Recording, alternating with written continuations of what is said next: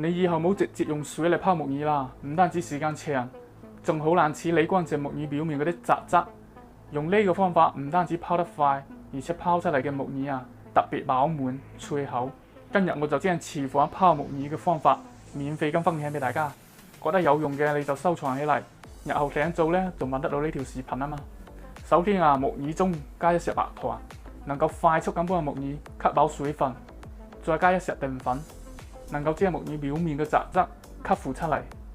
倒入溫水，冚上蓋，放佢5分鐘，再輕輕咁搖佢幾下，抓一下，再沖洗一片，咁樣呢就泡好噶啦。